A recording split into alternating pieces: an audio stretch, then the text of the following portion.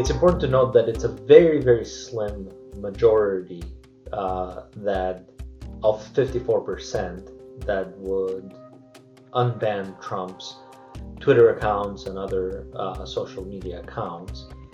And that is because after the events of January 6, voters were very concerned about violence in the lead up to the inauguration, and even a majority was concerned about violence after the inauguration. Violence from Trump supporters or violence that would be incited by the former president. In fact, in a recent poll question that we asked, the Hill HarrisX poll asked, close to 60% of voters were in favor of leaving the National Guard in Washington, D.C. through March, precisely because of this specific issue. Usually, this is a departure from Americans and voters' perspective on issues of free speech. Free speech is seen as a cardinal American value and also a distinctive value of American democracy, the extent to which free speech is protected here. So usually you'll have 80% plus support for preserving the freedom of speech and the right to free speech in most kind of situations. And so the pendulum having swung after the events of January 6th to a majority supporting the temporary bans, as they were framed at that time, from Facebook, Twitter, and the majority of social media platforms, is unusual and highlights how concerned voters were about further acts of violence. The farther that we get from that event, the more the pendulum will swing back to where it usually is, which is in favor of free speech. And we've noticed that already right now. And so I would expect that the more distance there is from the events of January the 6th, the more voters will want the unbanning of Trump's account and Trump to be allowed to come back into social media platforms. And this brings to play a set of important issues about the First Amendment. Obviously, social media companies are given the right to moderate the speech and the content that is part of their platforms through Section 230 of the 1996 Telecommunications Act. And fundamentally, this act says that because of their First Amendment rights themselves, these companies have the ability to moderate the content that comes through, in addition to also making them not liable for whatever content is pushed through their platforms. So on one side, you have these rights of moderation, which are protected by the First Amendment.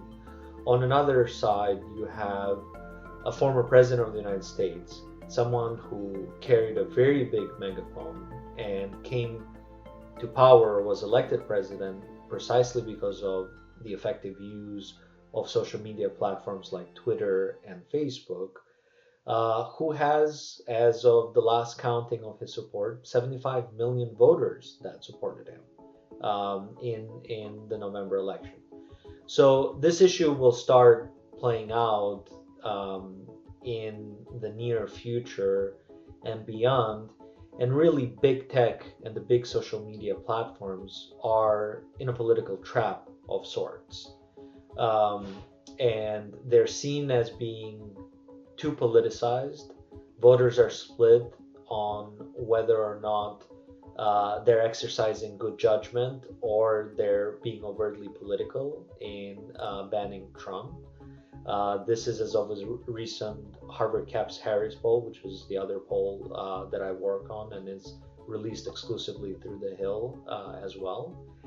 And interestingly enough, a majority of about 56% would support legislation that guides the policing and moderation of content from the social media platforms, which again raises a set of First Amendment issues.